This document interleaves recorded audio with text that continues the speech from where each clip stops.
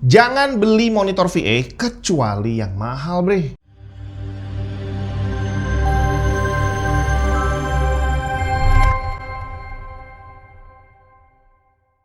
Panel VA udah mulai susah kita jumpai di pasaran. Sekarang ini monitor budget sekalipun hampir semua udah beralih menggunakan IPS. Padahal dulu IPS itu barang mewah. Kalau budget kita terbatas ya dapatnya VA atau TN gitu ya. Tapi sekarang udah beneran hampir habis dan saya pun juga nggak bisa merekomendasikan beli monitor VA yang harganya murah. Jadi kamu nemu monitor budget, ada dua harganya hampir sama, speknya hampir mirip, yang satu IPS dan satunya VA, udah bisa dipastikan saya akan menyarankan beli yang IPS aja. Apa kelebihan dan kekurangannya nggak akan kita bahas di sini, tapi yang pasti pasar monitor VA udah bener-bener hampir punah. Yang tersisa tinggal kelas kayak gini nih, monitor dengan layar gede ultra wide yang curve, bre. Model begini yang IPS jarang banget dan sekalinya ada harganya lumayan tinggi. Jadi pilihan kita kalau pengen beli monitor yang model kayak gini, iya, yang pertama adalah VA, yang kedua lompat sekalian OLED yang harganya luar biasa mahal. Nah, tinggal untuk ukuran harganya ini, kalau kita dapatnya VA, apakah dia cuma menang gede doang dan ultra wide dan kita dapat performance sekelas VA yang murah-murahan, atau performance-nya bisa agak bagusan? Lenovo Legion R34W30, desain dan build quality-nya luar biasa kokoh. Panelnya terlihat gagah dengan kakinya yang juga bukan hanya terlihat tapi beneran solid. Base stand-nya model huruf A, di mana yang tengah itu adalah untuk stand HP, dan kakinya ini bisa menyangga bodi monitornya yang ultra lebar dengan sangat baik. Nggak goyang-goyang, bre. Tapi yang agak aneh itu namanya sih ya, R34, otomatis kita berpikir ukuran layarnya 34 inci dengan viewable area yang mungkin sedikit di bawahnya. Tapi ternyata viewable areanya cuma 31,5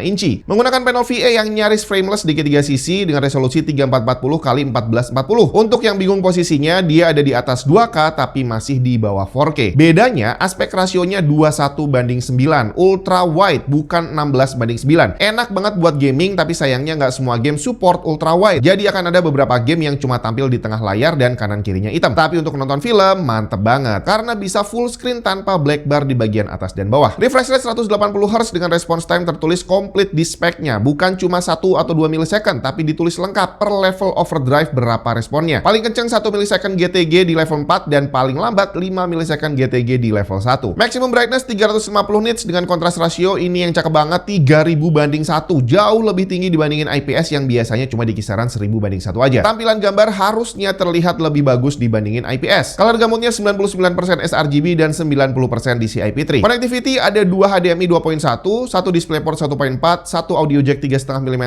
dan ada 2 speaker 3 watt yang walaupun bukan menggelegar tapi lumayan lah ada speakernya.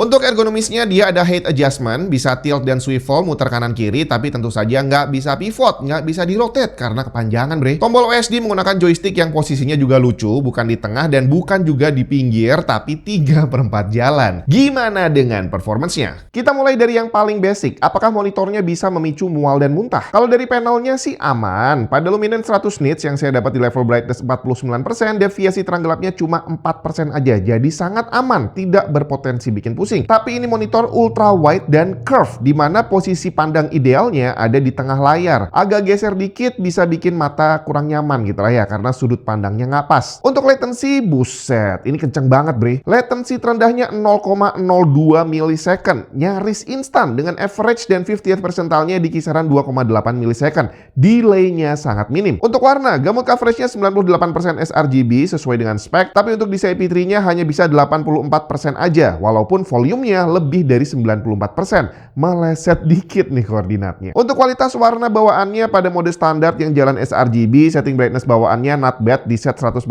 nits, nggak terlalu terang dan gelapnya mantap banget di 0,04 nits yang menghasilkan kontras rasio lebih dari 3500:1. Sayangnya putihnya terlalu kuning di 5800 Kelvin. Gamanya juga terlalu tinggi, gray balance-nya juga nggak bagus, dan tentu saja akurasi warnanya kemana-mana. Saya kalibrasi dengan setting 100 nits D65, terlihat hitamnya masih bisa bisa turun lagi ke 0,02 nits dan membuat kontras rasionya jadi lebih bagus, 3650/1. Warnanya bakal terlihat jauh lebih tajam dibandingin IPS. Putihnya jadi pas di 6500 Kelvin dengan gamma juga rapi di 2,2. Gray balance jadi lebih bagus dan akurasi juga jadi oke banget dengan average 0,3 delta E dan maksimum cuma 1,23 delta E. Uniformity, karena dia panjang banget saya pikir bakal kurang bagus, tapi ternyata salah. Luminance-nya oke banget, hanya ada satu area kecil di bagian atas yang melewati toleransi lebih dari 4 delta C di level gray 75%. Sedangkan untuk warna, semua area monitornya udah seragam atau lebih tepatnya deviasi terjauhnya masih masuk toleransi. Response time, monitor ini punya 4 level overdrive plus 1 overdrive off, jadi total ada 5 setting. Tanpa overdrive sebenarnya udah cukup bagus loh ya, respons tercepatnya 1,2 milisecond dan average-nya 6,36. Naik ke level 1 kondisinya jadi jauh lebih baik, tercepat jadi 1,1 milisecond dan average meningkat pesat jadi 4,9 milisecond dan tanpa overshoot. Level 2 kondisinya nggak banyak berubah, tercepat cuma meningkat jadi 1 milisecond dan average jadi 4,68 dan masih tanpa overshoot. Tapi begitu masuk level 3 langsung jadi luar biasa. Respons tercepatnya jadi 0,8 milisecond. Udah kayak OLED nih ya. Dan average-nya jadi cepet banget 2,61 milisecond. Gambar bergerak pasti bakal bening banget. Overshoot mulai ada potensi muncul tapi seharusnya masih belum mengganggu. Yang melebihi 10 RGB memang ada 23%, tapi yang mengkhawatirkan cuma sekitar 8% aja. Overdrive level 4 nggak usah dipakai aja karena hancur banget. Gimana aktual gambar bergeraknya? Ini yang menarik. Normalnya VA akan ada bayangan hitam di belakang UFO dan bener ada bre, tapi ini bisa diatasi. Cukup dengan ngerubah setting black boost ke level 1 dan bayangan hitamnya langsung hilang. Tersisa tipis banget lah ya. Dan ini adalah saat overdrive-nya off. Udah bening kan? Pada setting overdrive level 1 gambarnya jadi terlihat lebih bening lagi, tapi naik ke level 2 nggak terlalu banyak perubahan. Level 3 ini yang tadi saya bilang bakal bening dan overshoot-nya belum mengganggu dan ternyata beneran. Bening banget dan belum ada inverse ghosting yang mengganggu mata. Sedangkan level 4 ya sesuai yang udah saya sebutin nggak usah dipakai aja karena bakal hancur banget. Jadi untuk gaming pakai overdrive level 3 dan black boost level 1. Gambarnya super jernih. Terakhir untuk skor fisik, design and feature, monitor ini terhitung bagus lah ya. Saya bisa kasih skor 78. Sedangkan untuk performance ini yang mantep banget. Baik untuk general use, gaming fokus maupun creator fokus, dia bisa mencatat skor rata 95 semua. Lenovo Legion R34W30, monitor VA yang harganya lumayan mahal untuk ukuran VA sekarang, tapi ternyata nggak sia-sia. Sayangnya saya baru ngetes monitor sejenis satu doang, jadi kita lihat perbandingannya kayak gimana.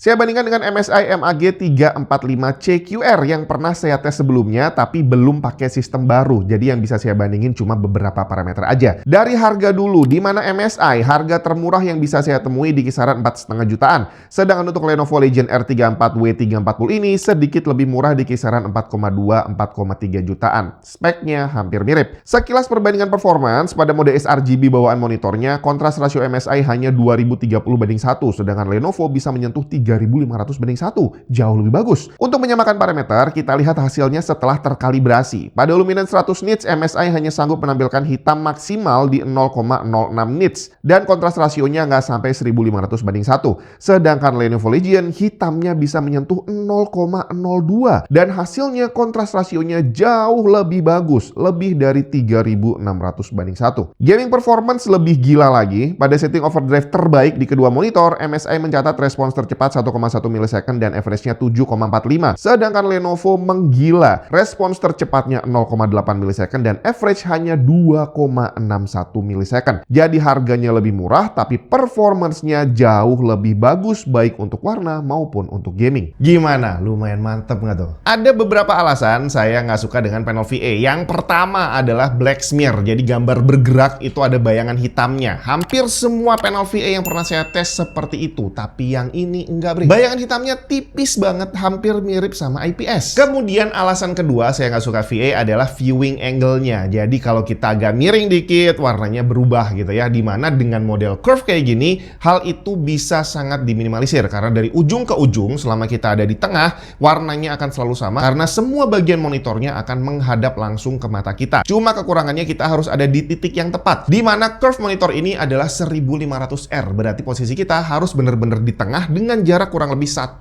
meter dari layar. Dan overall pakai monitor ini bener-bener sangat puas, bre. Saat video ini dibuat, harga resminya sekitar 4 jutaan. Kalau pakai voucher bisa dapat 4 juta persis atau malah pas hoki bisa dapat kurang kali ya. Dimana tentu saja harga ini jauh lebih mahal dibandingin monitor VA yang lain yang tersisa di pasaran. Dan sekali lagi, yang kita dapat bukan hanya layar lengkung yang lebih besar, tapi juga performance yang mepet dengan IPS. Buat yang malas searching, bisa langsung klik aja linknya ada di bagian bawah video ini dan bisa langsung check out, bre.